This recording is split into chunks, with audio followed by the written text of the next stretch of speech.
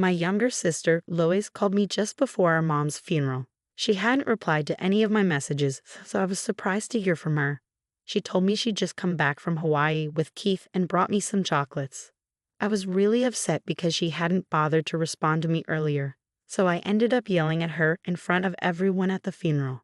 I said something hurtful about her taking my husband, which was a terrible thing to say.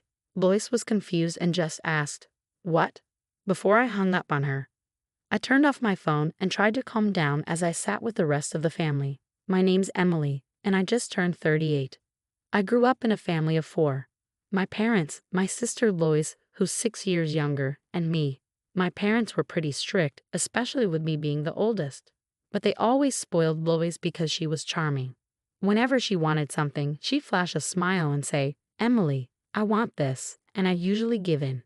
Unfortunately, this didn't change even as she got older, and she became quite a troublesome sister. Dad passed away 8 years ago from an illness, and about 6 months ago, Mom got a terminal diagnosis. She was in and out of the hospital. I married Keith, a colleague, 2 years ago and moved out to an apartment near my office. For the past 6 months, I've been driving an hour each way to take care of Mom between work. Lois moved back home and quit her job a year ago after a breakup. Even though she lived there, she kept pushing the caregiving responsibility onto me, saying I was better at it. So I took a month off work to look after Mom. But despite my efforts, she passed away 2 days ago. And where was Lois? She'd gone off to Hawaii a week before Mom's passing. I tried to convince her to stay, but she wouldn't listen. At the funeral, after the priest finished speaking, friends and family started paying their respects. It was touching to see not just relatives, but also many of Mom's friends there to grieve. Some colleagues from my company came too. "I'm sorry for your loss," one of them said. "Thank you. I really appreciate you letting me take time off to be with my mom in her final days," I replied. "He's actually my father-in-law, the president of the company where I work. He's been really understanding about everything I've been going through and has supported me a lot." "But where's Keith? I haven't spotted him here yet." "Well, he's been overseas on a business trip since last week, and I haven't been able to reach him," I explained. "Oh, I see. I'll ask the sales manager about it," I said, trying to figure out where Keith was. Keith and I work in different departments because of the big company he runs. He's always busy with sales and often away on business trips. I tried to understand, but it was hard not having him here during such a tough time. I was worried about handling everything alone, especially with no contact from him or my sister. Meanwhile, my father-in-law made the effort to be there for the funeral. Despite his busy schedule, his support meant the world to me, and it almost brought me to tears. I had to hold him back as we rode in the limo to the crematory with the rest of the family. When I turned my phone back on, I found almost 30 voicemails, mostly from Lois. "Answer your phone. You can't just make up some ridiculous lies because you're upset that I took Keith from you," she yelled in her messages. "She took Keith from me?" I questioned, trying to recall if Lois had hinted at something like that during her call before the funeral. But I was too busy dealing with the mourners to fully grasp what she was saying. Lois and Keith having an affair? That couldn't be true, could it? I felt a sudden rush of anxiety and confusion. Was Keith really on a trip with her? As I hurriedly checked the voicemail, I found several messages from my husband. "I'm so sorry, but you're strong. You can handle this on your own. But Lois, I need to be there for her. We need to end things," he said in a message that felt like it came from a soap opera script. Hearing those words, I couldn't help but mutter, "I wish I hadn't heard that." Finding out that my husband and sister were having an affair and enjoying themselves in Hawaii during my mother's funeral felt like a cruel blow. "You need to come right away if you want to say your final goodbye to Mom. We're already heading to the crematory," I reluctantly informed my sister over the phone. "That's not funny. Stop lying. You're just bitter because I took Keith from you," she shot back. "But it's true. You must be upset about losing your husband." "Yes, he's the next company president and wealthy." "I get it, Emily, but there are lies and then there are terrible lies." "You're an adult. You should know better," she retorted. "I never thought I'd hear that from you," I replied. I was surprised, though. I had no idea that you and Keith were cheating. I could almost hear the smirk in Lois's voice. She'd always loved playing tricks on me since we were kids and would laugh when I fell for them. I sighed in frustration. "Anyway, this isn't the time for this. If you want to say your final goodbye to Mom, come now, I urged. I'm tired of that lie. So why do you have cheese? Lois asked abruptly. Ask his father, I replied, throwing the question back at them. I could hear them discussing on the other end, probably caught off guard by me bringing up his father. Eventually my husband, who seemed to be with Lois, took the phone. Emily, is that true? He asked. If you don't believe it, do whatever you want. I'm hanging up now, I stated firmly before ending the call. Soon we arrived at the crematory. It was my last chance to say goodbye to Mom, and my mind was in turmoil with the whirlwind of emotions from the past few days and the pain of losing my mother. I felt lost and overwhelmed, tears streaming down my cheeks. Seeing me like this, one of my relatives comforted me, saying, Your mom would surely be grateful to you, Emily, for taking such good care of her until the end. I stood in front of my mother's casket, bidding her my final farewell. Mom, thank you for everything. I'm going to miss you so much, I whispered. Just as her casket was being carried out for cremation, there was sudden commotion. Wait a minute. Where's Mom? My sister and husband burst in, their voices loud and frantic. Lois tried to hold onto the casket as it disappeared behind the doors, but they closed abruptly, leaving her wailing in despair, with Keith looking stunned. We should move along now. We're disturbing others, I said, trying to keep calm. Why didn't you tell me, Emily? I didn't get to see Mom at the end. It's your fault. Lois accused me, her voice filled with anguish. My fault?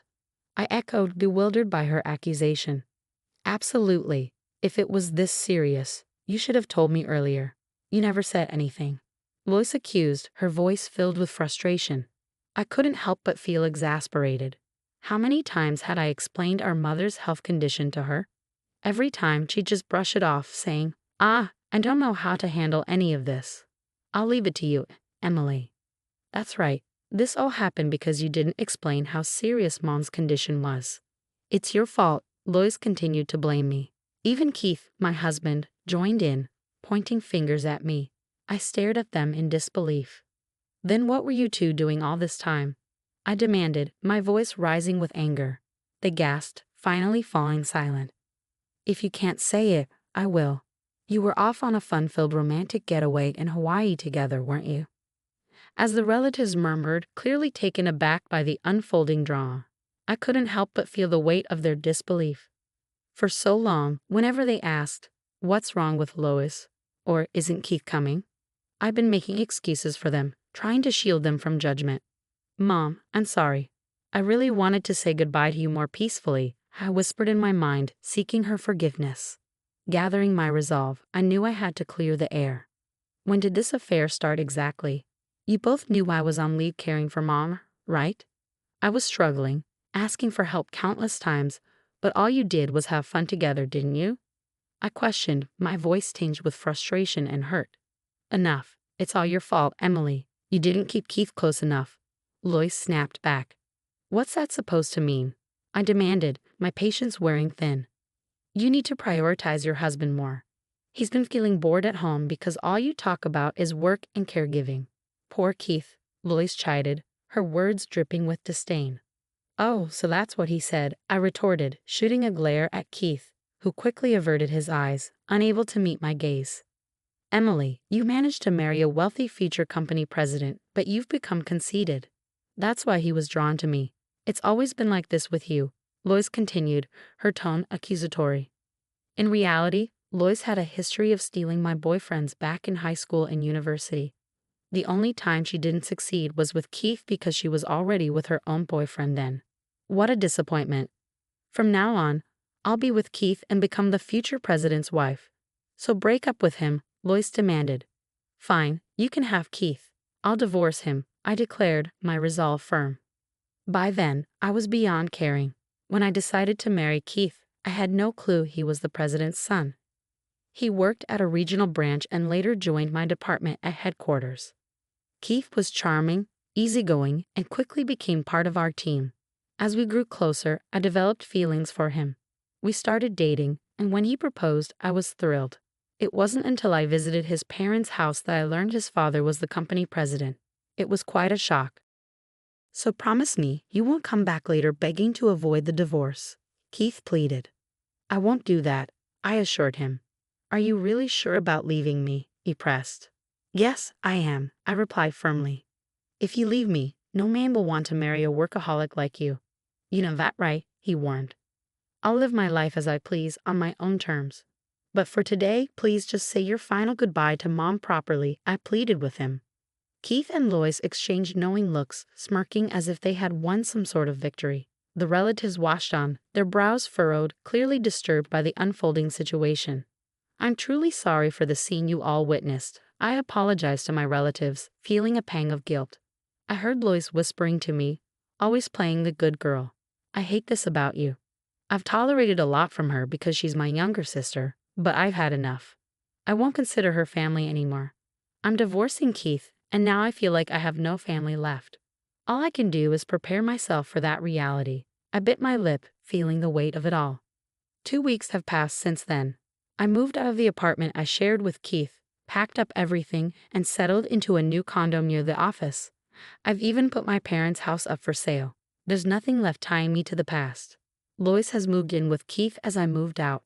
Keith and I have already finalized our divorce papers and submitted them to the courthouse. I'm sure they're happily starting their new life together now. Now that I'm done with Mom's paperwork, it's time for revenge. Watch over me, Mom, I whispered to her portrait, a determined smile on my face. Enjoy your honeymoon phase while you can, you too. The next day, as I went back to the office to sort out my job reinstatement, my phone buzzed incessantly with voicemails piling up. Hey, what's happening? We're divorced, right? Why am I being asked to pay $30,000? Keith's voice sounded confused and agitated. Worried they might show up uninvited at my new place, I suggested meeting at a local diner to discuss. Once we sat down, Keith was furious, practically frothing at the mouth. I got some legal document. What's going on? We're already divorced, aren't we? He yelled. Exactly. I'm just as confused, Lois chimed in, equally puzzled. I had instructed my lawyer to claim $40,000 from Keith as my share of the property and $30,000 from Lois for her portion of our mother's medical care coverage.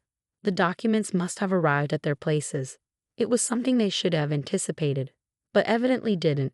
I was exasperated. You just need to pay what you owe, I insisted firmly. That's not fair.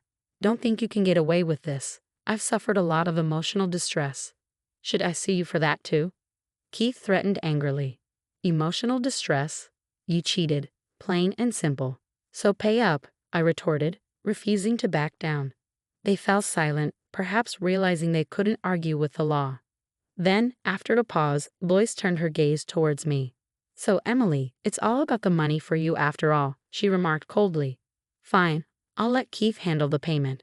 If I borrow from my dad, we can easily come up with the $70,000. Keith, I know you don't have any savings. Lois, are you really okay being with a guy who has no money? I interjected.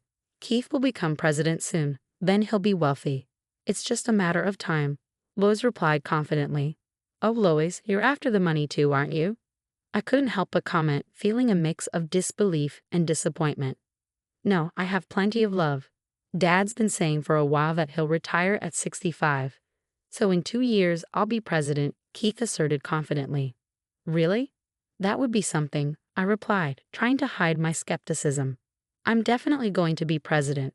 I'm his only son, Keith affirmed. I wonder. I couldn't help but chuckle, my doubt seeping through. I can't believe this. Has she lost it? Lois muttered, clearly annoyed.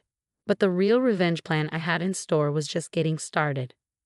Keith, you've been taking a lot of time off work, citing family funerals, right? I asked casually. Well, my mother-in-law is family too, Keith replied, trying to justify his absences. That's true, but the company is aware of what you've actually been up to, I continued, watching Keith's expression carefully. Huh? What do you mean? He asked, clearly confused. Do you know that your father attended Mom's funeral? I dropped the bombshell, knowing I had purposely kept this information from Keith and Lois. That was you, Keith realized, his eyes widening in shock. You didn't do any caregiving at all. You have the nerve to lie about taking family leave for that, and you've gone off on several business trips with Lois instead, right? I've reported that too. I stated matter-of-factly. How did you find out? Keith stammered, clearly caught off guard. Lois has been posting photos on social media, showing where she's been and when. And there were a few pictures with you in them. Quite shocking, I revealed. Huh? You knew about my social media? Keith asked, surprised. It's the same account you had back in high school. Of course I'd know, I replied. Lois shifted uncomfortably, and Keith seemed stunned by my revelations. Wait, does Dad really know everything? He asked, looking bewildered. Just as my mother was family to you, your father considered her family too. So of course he knew about the funeral, as it should be reported to the company. Even after the funeral, he reached out to me several times to check on me, so I reported everything to him. And he's quite furious. He also made it clear he has no intention of making you the next president, I explained, dropping another bombshell. Huh? But I'm his son, Keith protested, disbelief written all over his face. He said he doesn't recall ever mentioning our company follows hereditary succession. He also made it clear he doesn't need a son who would act so disloyally. I informed them, relishing their shock. So Keith won't be the president? Lois asked, her voice filled with disbelief. As I watched their pale faces, I decided to push them even further. And just so you know, I'll be taking over as president starting next month. Huh? Keith and Lois exclaimed simultaneously.